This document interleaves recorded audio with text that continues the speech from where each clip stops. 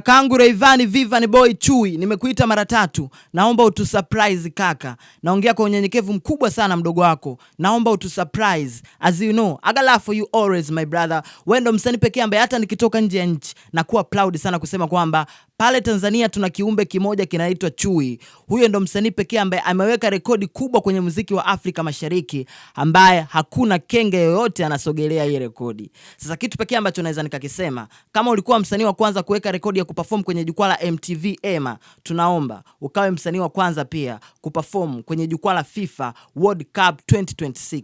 Kama ambavyo ulikuwa msanii wa kwanza kuchukua tuzo ya BT, tunaomba pia ukawe msanii wa kwanza kuperform kwenye jukwaa la ufunguzi wa michuano ya FIFA World Cup 2026.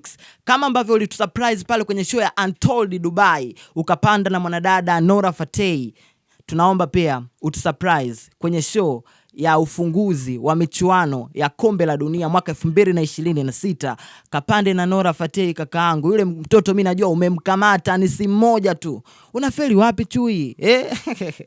Bana, waandaaji wa michuano ya kombe la dunia kwa mwaka 2026, yani FIFA World Cup 2026, wametoa listi ya wasanii ambao wataperform kwenye hafla ya ufunguzi wa michuano hiyo, ambapo kwa Tanzania kwa Afrika wasanii ambao wamewekwa kwenye hiyo listi ni msanii Rema kutokea Nigeria, lakini pia msanii Tyler kutokea SA South Africa.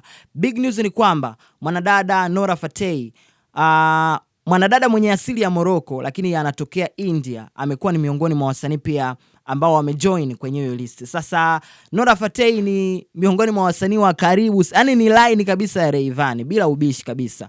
Tunafahamu wamefanya mabalaa makubwa sana na wameachia maproject makubwa ya dunia. Kwa hiyo tutarajie lolote jambo linaweza likatokea, lakini mimi Chui bana najua hawezi akatuangusha. Chui baba, utatuangusha? Hebu ninong'oneze hapo.